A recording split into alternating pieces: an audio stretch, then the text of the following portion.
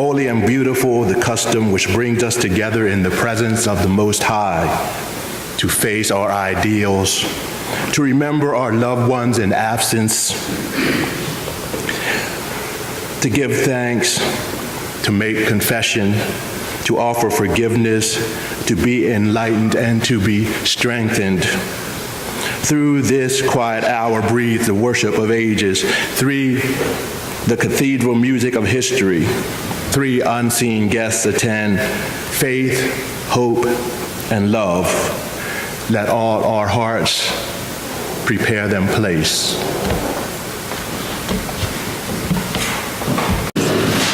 We begin again by lighting the chalice, symbol of our religious, liberal faith and traditions, with this reading by Barbara Wells. O spinner, weaver of our lives, your loom is love. May we who are gathered here be empowered by that love to weave new patterns of truth and justice into a web of life that is strong, beautiful. Please join me for the responsive reading number 530, Out of the Stars in Their Flight.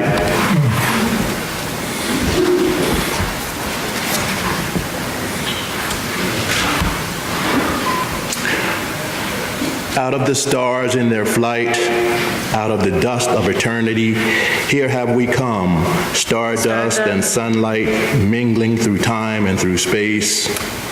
Out of the stars have we come, up from time.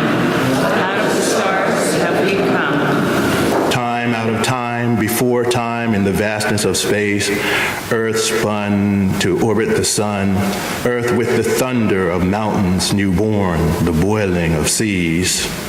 Earth warmed by sun, lit by sunlight, this is our home. Out of the stars have we come. Mystery hidden in mystery, back through all time, mystery rising from rocks in the storm and the sea. Out of the stars, rising from rocks in the sea, kindled by sunlight on earth, arose life. Ponder this thing in your heart. Ponder with awe. Out of the sea to the land, out of the shallows came ferns.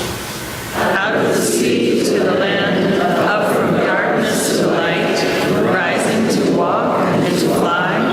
Out of the sea trembled life. Ponder this thing in your hearts. Life up from the sea, eyes to behold, throats to sing, mates to love. Life from the sea, warmed by sun, washed by rain, life from within, giving birth, rose to love. This is the wonder of time. This is the marvel of space. Out of the stars swung the earth. Life upon earth rose to love. This is the marvel of life, rising to see and to know. Out of your heart cry wonder, sing that we live. Thank you.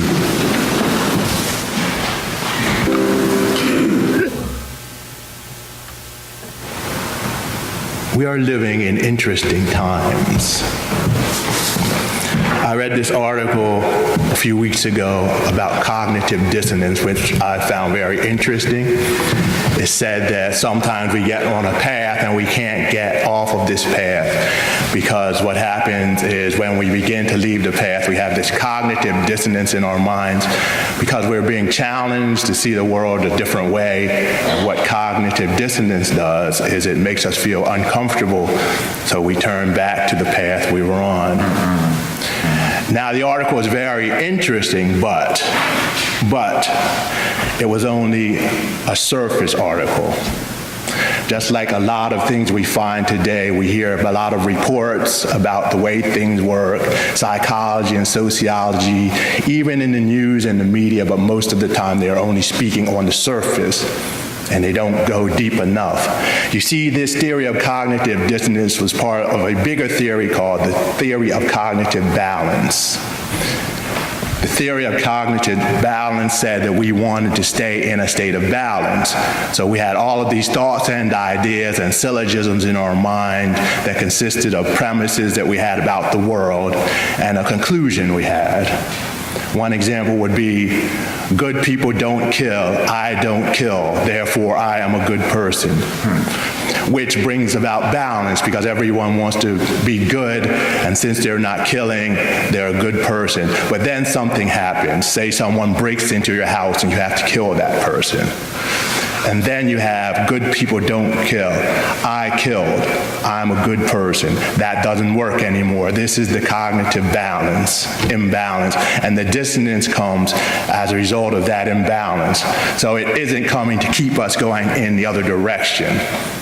The dissonance is coming in order to allow us to grow, to move behind the crisis, to expand our minds and our awareness of the way the world is, and to challenge these premises that we have been given by other people that we have accepted all of our lives.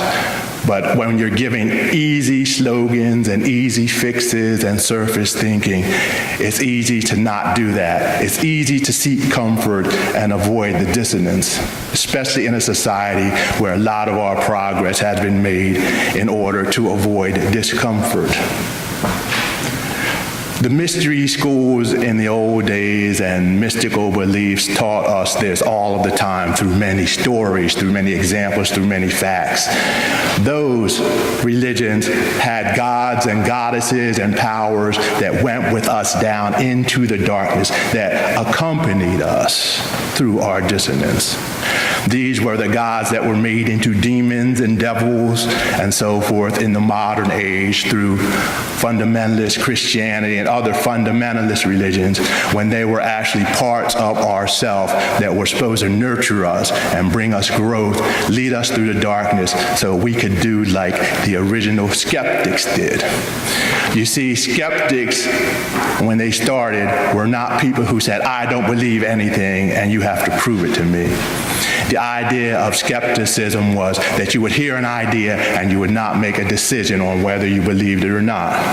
You would stay in that place of discomfort and you'd keep getting more and more information about what was going on, and you'd hold back from making a decision so that your mind would continually expand and get greater and greater until you had all the knowledge possible about whatever the subject was, and then you would decide whether you believed it or not when the evidence really pointed to the fact.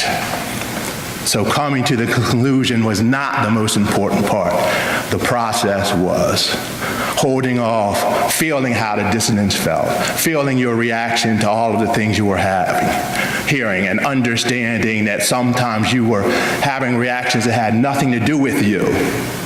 Reactions that you had gotten when you were socialized or when you were taught something but had nothing to do with your own thinking. So the skepticism, the school of skepticism, was to help us become whole again, to get rid of these false ideas and premises and to get rid of the blinders that we have as a society has received through the one tool that probably helped us rise very high, but also has destroyed many of our qualities of life, and that is this idea of either or, up or down, this dualistic idea and trying to apply it to each and everything. And so instead of understanding these great stories and looking at the mystical applications, we are asking if these things happened historically, or if these gods or powers exist, when in actuality they are all very archetypal. They are about the things that are happening within our lives and within us, and the myths that come with them are not about the past at all, and they're not about the future. They are out of time and space. They are about now, and they are different in the heart of each and every human being as they come to know themselves and experience more and more of the world. One story has been coming to me for the last week or so that I'll talk about. This is the story about the goddess Inanna. It is a very interesting story. You have this goddess who is supposed to be the queen of heaven and earth, basically. and something happens to her sister, who is Lord of the underworld, to her sister's mate, where he gets killed or destroyed or something, and she is just totally destroyed, and Inanna sees the pain and suffering of her sister. And she says, I have to go down there and do something to help my sister. Now, everyone, of course, in the heavens say, well, you can't go to the underworld, you're crazy. That's not allowed. Her consort says, no, you can't go down there. She just has to suffer. But she says, I'll do whatever I need to do to descend and to help my sister. So she begins her descension down to the underworld. At each level, she has to remove something. She goes through several layers. At the top, when she has to remove her crown that shows her royalty. At each level, 7 levels, she has to get rid of something that shows who and what she is, until she ends up down in the nether regions, standing naked before her sister. Her awesome, powerful, frightening sister, and she is standing there helpless before her, and her sister is devastated, not only because she is now mourning for her partner who is dead, but also her own sister, because she knows that her sister did not only come there to comfort her, she knows that anyone who comes to this underworld has issues, and they have to be cleansed. And so, with all of the anguish she feels, she summons the strength to begin to torture Inanna. And she ends up hanging her on a meat hook for 3 days and nights.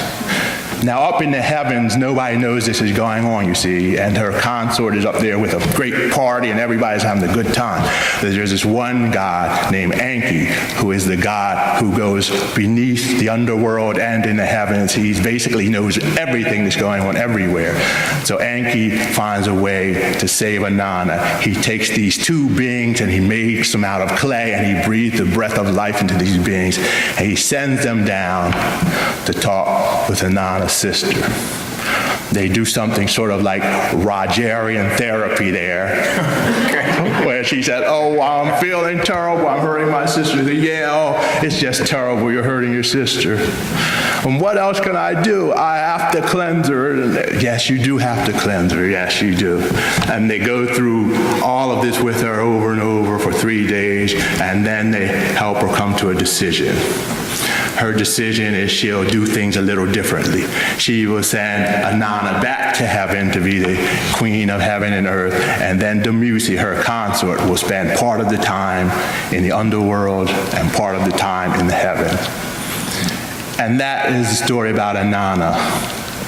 This story is not only about some goddess back then, though. I think this story is about each and every one of us. It is about our lives.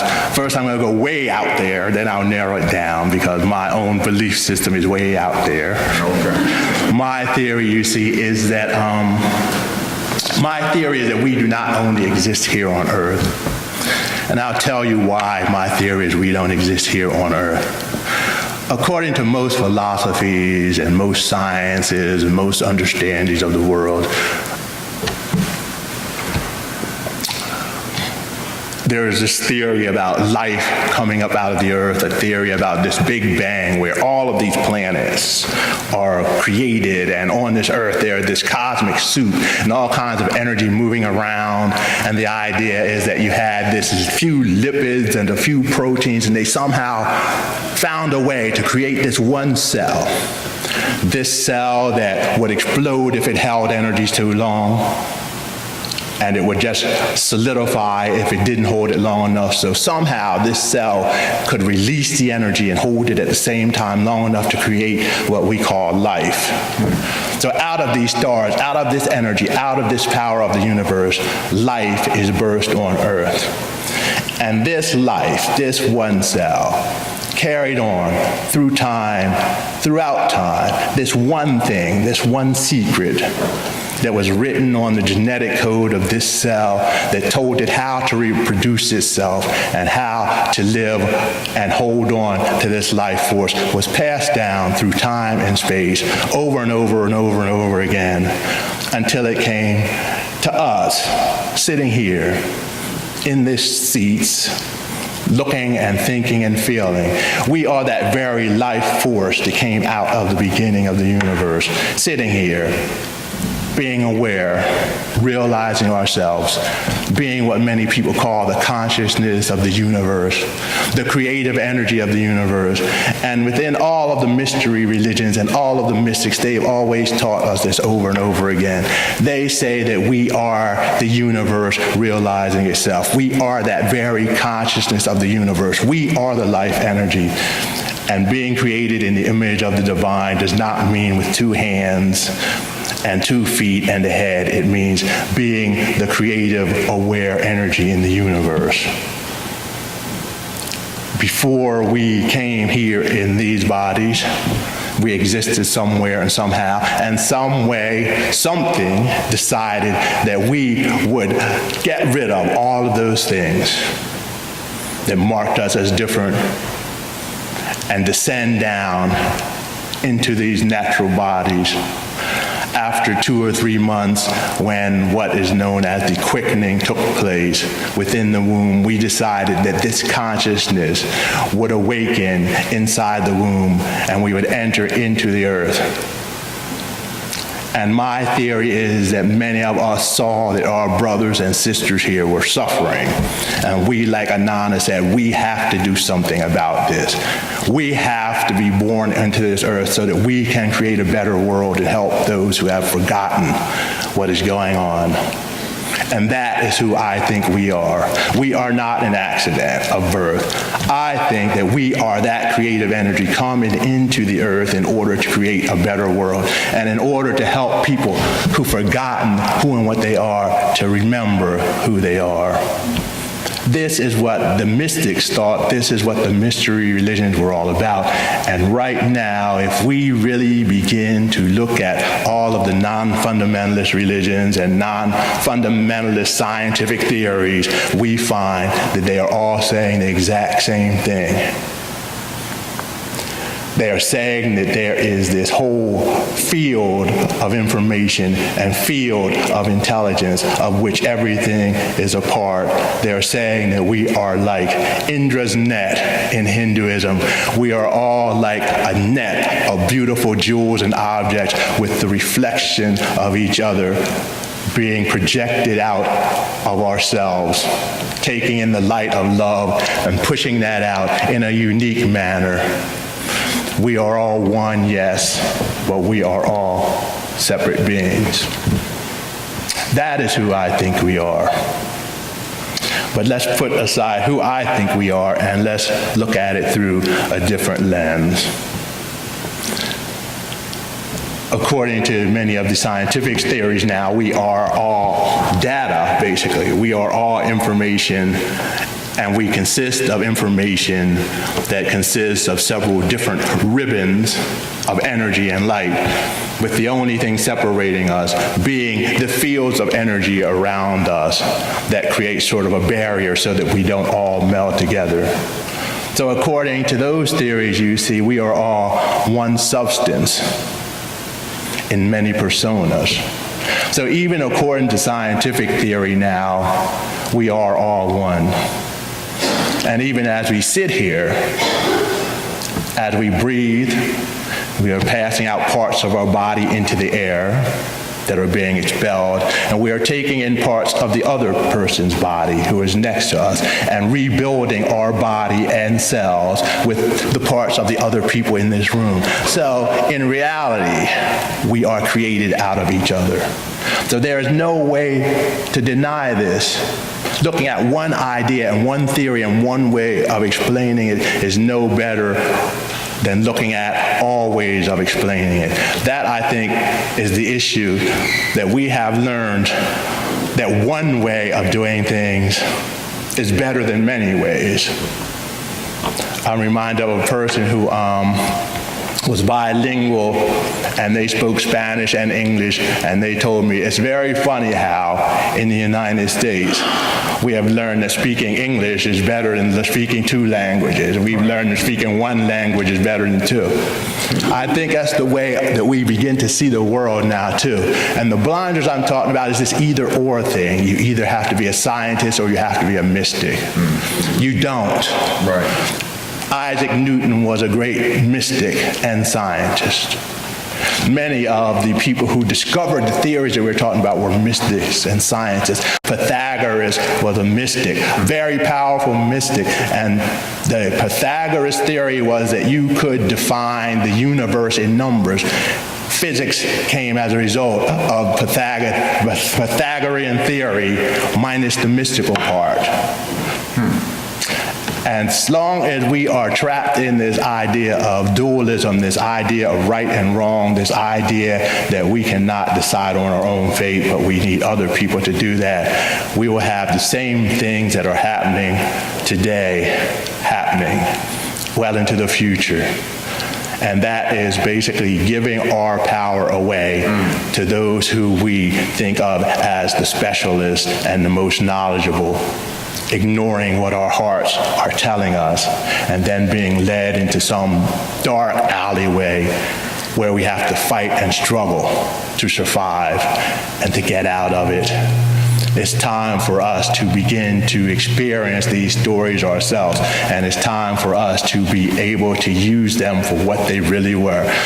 Because I myself was surprised when I went to study some yogic philosophy and Hinduism in India, and I found that all of those gods were archetypal images, and all of the worship and all of that was like doing an external form of Jungian analysis.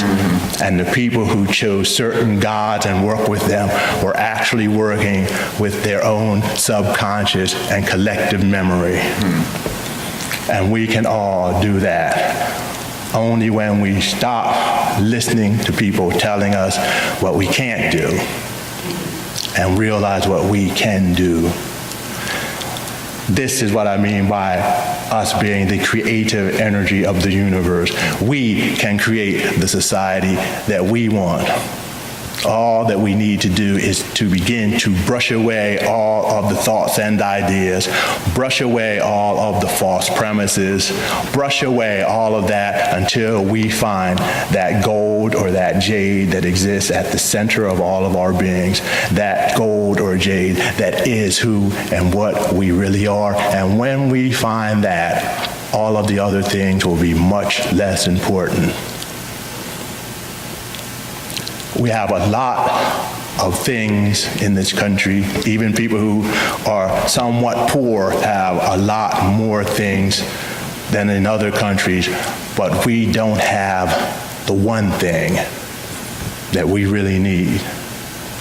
And the one thing is a community of love and compassion. That is all that we need, and everything else will take care of itself. Love and compassion on three levels. One, love and compassion on the level of the self. That means loving ourselves right here and now, exactly as we are, with no change whatsoever. This is what is meant by agape love. Agape love is unconditional love. It is giving love without any expectation. First, it has to start with giving love to ourselves right now with no expectation. And you can see agape love not by a feeling, but an action. We act lovingly to ourselves and kindly to ourselves and create lives for ourselves that'll help us grow and prosper, just like many of us do for our children and our children's children. We begin to do that for ourselves. The second level is human kindness. Agape love to friends, to family, to the community, where we really begin to work so that we can all prosper and we can live in an atmosphere where we don't necessarily get rid of all the pain and suffering, but we lessen it greatly because most of the pain, most of the fear, most of the anger can be dampened if we have a loving community and loving families that will support us and help us. That will provide the healing. And the third is the creating of justice. Justice in the world. You see the idea of justice, the archetype of justice in the Hebrew scripture, and therefore biblical, was not a scale with someone holding it. It was a river. The idea was that everyone should be moving together in a river back towards the source from which they came. Everyone didn't have to be alike. Everybody didn't have to go at the same pace. There would be little eddies and waterfalls and things like that. But the idea of justice was that we would all be moving towards beauty and love and greatness, back to that source from which we came, having really never left that source. That is the justice that we should bring about. Not the justice of a person holding a scale, which signifies that someone in power would be telling us what justice was and meting out justice. Not for the God that was known as the one who makes justice, which was changed to the judge in order to make it fit into the society in which the Greeks were located. It's the one who makes justice. It has nothing to do with a judge.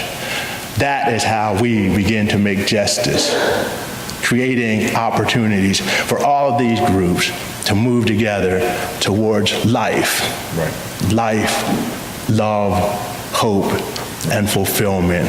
And when this is done, I think we will have attained that place that the transcendentalists talked about when they said we had to transcend the common humanity and join back to what they called the oversoul. We were the souls. They were, all that is the oversoul, but in reality, their philosophy was that's who and what we are. So during this season of lights, this time that actually celebrates the exact same thing I'm talking about, with another person, the divinity entering into the earth during the darkest times, and then going through all kinds of suffering and pain in order to relieve their brothers and sisters. It's time for us to really begin to remember that it is not a story about someone else either. It's all about us. It always has been about each and every one of us. And all those stories will always be about us, because we are that great, beautiful being that we've been waiting for. And now is the time, during the darkest times, right now, during the times of the most collective cognitive dissonance, that we should be the light and know that this dissonance is not something here to destroy us or drive us backwards. It's something to help us expand ourselves and move ahead, truly knowing what we are and creating a life that will be beneficial for ourselves, our children, our children's children, and now the whole earth itself. Namaste, everyone. Namaste. We will close. The finaling hymn will be "Though I May Speak with Bravest Fire." That's number 34 in the gray. Closing words today are from Laureline Bellamy. She writes, "If here you have found freedom, take it with you into the world. If you have found comfort, go and share it with others. If you have dreamed dreams, help one another that they may come true. If you have known love, give some back to a bruised and hurting world. Go now in peace." Amen. So be it, and blessed be.